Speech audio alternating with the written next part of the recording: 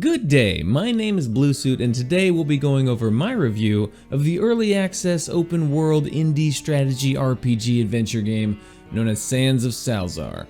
Sands of Salazaar takes place 20 years after the end of the Great War. The Black Sun rose into the sky, the Empire was split into 5 factions, and monsters came into our realm. You play as one of 12 characters to set forth and recruit an army to carve out a faction of your own as you forge your destiny. The main story, however, arches over all of this conflict as a silent war against the mighty Ifrit, a chaotic neutral tribe of fire monsters who eat humans. The main story is actually pretty interesting. However, unraveling it usually involves just running back and forth across the game's giant map. Fortunately, there is an option to speed up the game, which made completing these quests much easier. When the game starts, you're thrown into the wonderful character creator. To start, you'll choose from the 11 starting classes. There is a 12th class, but it won't be available on your first playthrough. Each one has their own skill trees and starting scenarios. However, several don't yet have storylines built for them yet, as this is an early access title. After that initial choice, and you decide what your character is going to look like, you're thrown into the game. What I really love about this genre is that from here, you really get to decide what kind of game you want this to be. You can focus on your character's personal story, you can do the main quest, you can work on increasing your relations with other factions or characters, or you can just raise up an army and start trying to take outposts. These outpost battles do have a bit of a learning curve to understand how to control your army and when to attack or when to defend. When the battle starts, there are 4 bases, and each side owns one. In order to become victorious, you'll need to capture all 4. And the more bases you have, the more resources you can get to replenish your armies. At first, it seemed like a really easy mechanic to grasp. But once you get into some really large fights, they can drag out for an hour or more if you don't know how to manage your resources properly. Beyond the major battles, there's also dungeon diving, where you generally leave your army behind, and then the normal map battles, where you'll spend most of your fighting time. In these fights, you're just controlling your character, and it really plays just like an ARPG with your skills and your movement. Which leads me to the skill tree. There's really not a lot of unique things going on with the skill trees in Sands of Salazaar. As you level up to the cap of 20, you unlock skill points that can be used to increase your fighting capabilities.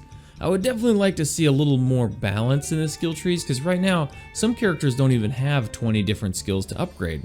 So on one character, I maxed out my skill tree around level 16. This can, however, be augmented by prestige points, which I'll get into in a minute. First, let's talk about the other side of the skill tree, the talent tree.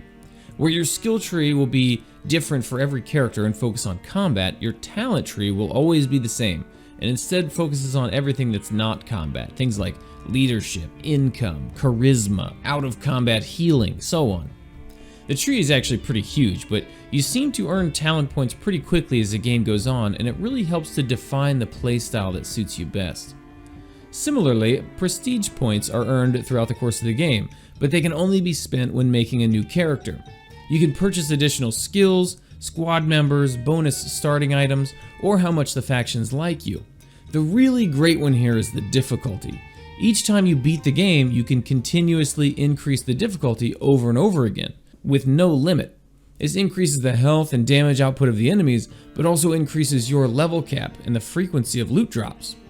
The most special thing about Sands of Salazaar is the sheer variety of troops that you can recruit. The first unit that I found was the farmer, and I was overjoyed to see that they had a big upgrade tree for them. And then I learned that every faction has a handful of different troop types, and each one of them has their own skill tree. And then even beyond that, there are unaffiliated troops that have their own skill tree, which can be anything from wolves and snakes to dragons and fairies. And these troops all show up on the map as they follow you around, so it felt great when you've got an army of giant killer scorpions following you around everywhere. Sands of Salazaar is in its later stages of early access, but there are still some rough edges that players should be aware of if you're thinking of picking it up. For one, the English localization has only been out for a couple of days, so you're going to see some weirdly translated text, but nothing game-breaking. What this game really needs is more tooltips, because there really isn't much of a tutorial, and there are a lot of unexplained mechanics at play here. And several of the tooltips that do exist just have their text cut off at the end, where it seems to have fit in another language. Right now you can pick up Sands of Salazaar on Steam for $15, which is an unbelievably low price for this game, especially considering that it launched at 40% off. With its nigh endless replayability, great cast of recruitable characters, addicting combat and conquest, I'm valuing Sands of Salazaar at $22, and I consider it a must-buy for fans of the Mount & Blade series who are interested in a lighter and more anime fantasy-based take on the genre. I hope you enjoyed this review of Sands of Salazaar. Come see me on Twitch where you can watch our reviews in progress 5 nights a week. As always, don't forget to like, subscribe, and let me know in the comments what you thought about it. Until next time, peace!